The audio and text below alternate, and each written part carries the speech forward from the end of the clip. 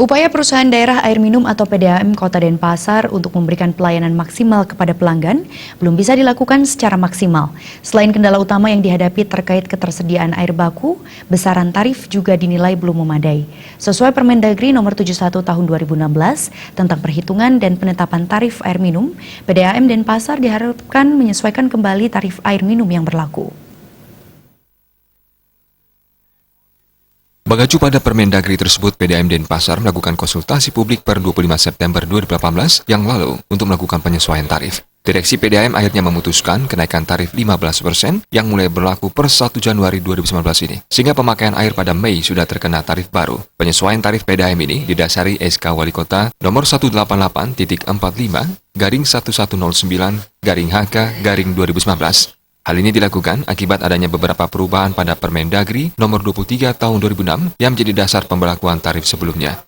Kini Permendagri yang baru mengamanatkan penyesuaian tarif. Penetapan tarif ini harus memiliki asas keterjangkauan, keadilan, mutu, pelayanan, pemulihan biaya, efisiensi pemakaian air, perlindungan air, transparansi, dan akuntabilitas. Besaran tarif PDAM tergantung golongan pelanggan.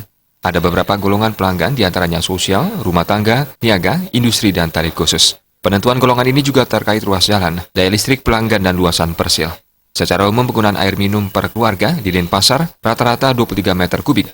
Sebelumnya tarif PDAM banyak disubsidi terutama untuk rumah tangga. Penggunaan air di bawah 10 meter kubik mendapat subsidi 70%. 10 hingga 20 meter kubik per bulan dikenakan tarif dasar. Sedangkan penggunaan di atas 20 meter kubik baru dikenakan tarif penuh.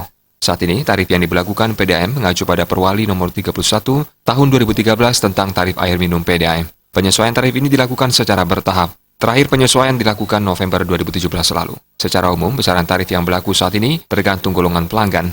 PDAM menggolongkan ke beberapa jenis pelanggan, yaitu sosial, non-niaga, niaga, industri, dan khusus.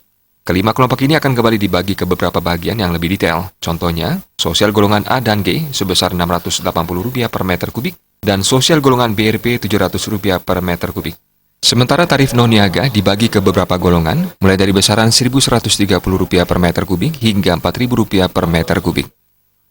Kami juga akan membangun beberapa reservoir atau penampungan air yang berguna untuk apabila ada gangguan.